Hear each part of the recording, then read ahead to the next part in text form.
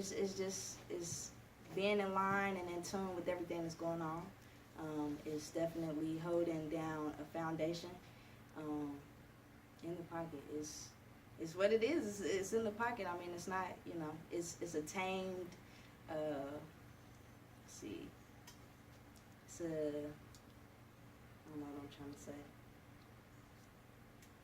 It's being in the pocket.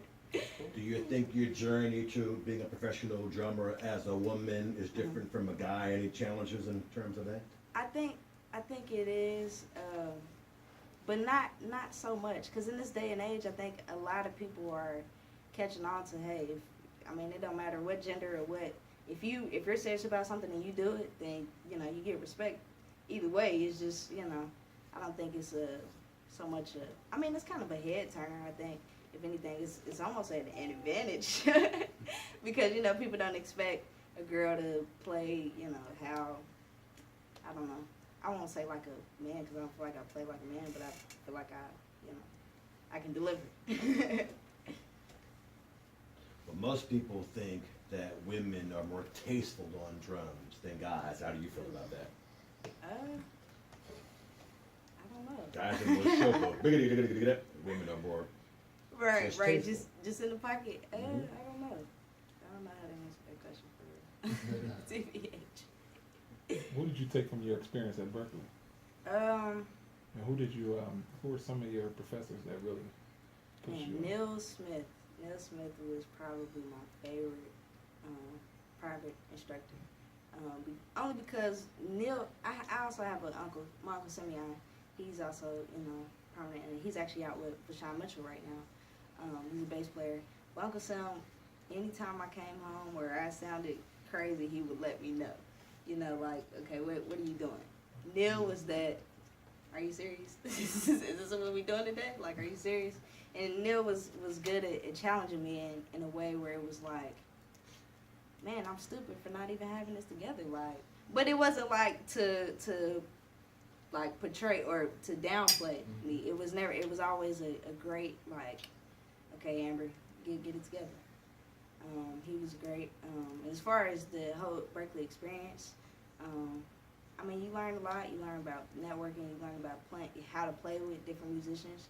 You learn, each genre, each style. Because I know I actually got to being at home. It was a lot of just church stuff. So once I was able, and I've always been into fusion more so than churchiness is concerned, but being able to actually be out there and play different kinds of music, it was definitely a head opener, and being exposed to a lot of music, like things I've never heard of, just because people in different areas, they gravitate to different things, and whether it was underground or just stuff I've never heard, it was a great exposure because it definitely opened my ears up to a bigger palette of music. How is it playing with the Geek Squad? Is it any different than what you normally do? Playing with the Geek Squad is fun. It's great. It's definitely different than just a regular, I guess, being at home, just playing a gig at home.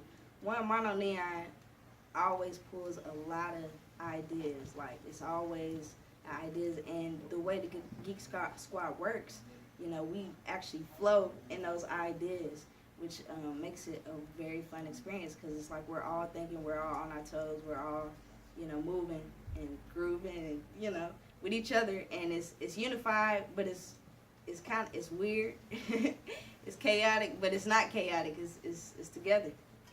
It's a weirdness. It's a uniqueness. How often do you practice, and what do you practice? Man, I done fell off my game. I haven't been practicing here lately. But when I do practice, I practice things like subdivisions, like playing, just trying to keep even as far as your hands. You go through like singles, and then, but the way I do it is like, so you'll do, say we do quarters, ba, da, da, da, then we'll make them triplets. So quarter triplets. Ba, ja, da, da, da,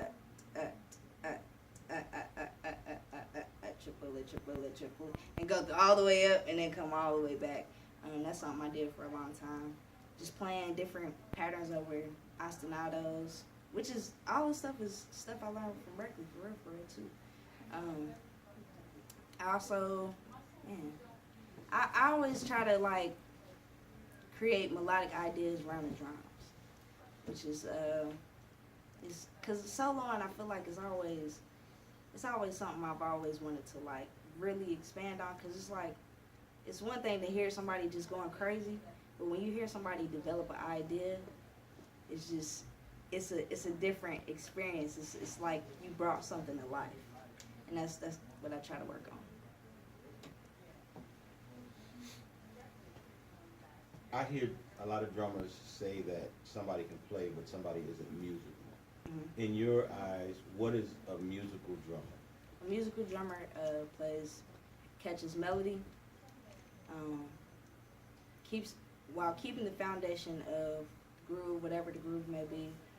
Some musical person will help move the song. A musical drummer will help move the song in the direction it's supposed to go. How do you see your role as a drummer when you're playing along with other musicians? How do you? You see your role? Are you the timekeeper? How do you view that? It just depends on the situation. It depends on the situation. Some situations is just strictly keeping time. Some it's creating what the vibe needs to be. Sometimes it's it's writing with everybody. Everybody's spewing out ideas, catching on. Nowadays, we have a lot of young ladies that come to us for lessons. Mm-hmm. Any encouraging words for the young ladies?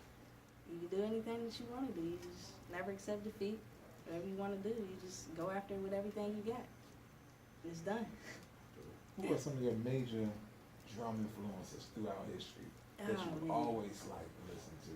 Dave Weckl, I said him earlier. Dave Weckl, Will Kennedy, Sput, Robert Seawright. Let's see, man, Vinnie Calahuda, Brian Blade. Who else? Off the top of my head, those are probably like the people that I listen to the most. Only because I think I listen to them because they play musical. That's really what it is. Like if you listen to Dave Weckl, especially with the Chick Corea Electric Band, the way he's following the melodies and still holding, it's wild. It's mind blowing. When you sit and really like chop that stuff up and really, break it down what he's actually doing, it's really amazing. That he would think to play stuff like that. His approach to it, I think. That's what I love. Would you look at something when Terry was up there? Terry LaCour? Mm-hmm. Yep. Sure did. That's cool. Fine job, young lady.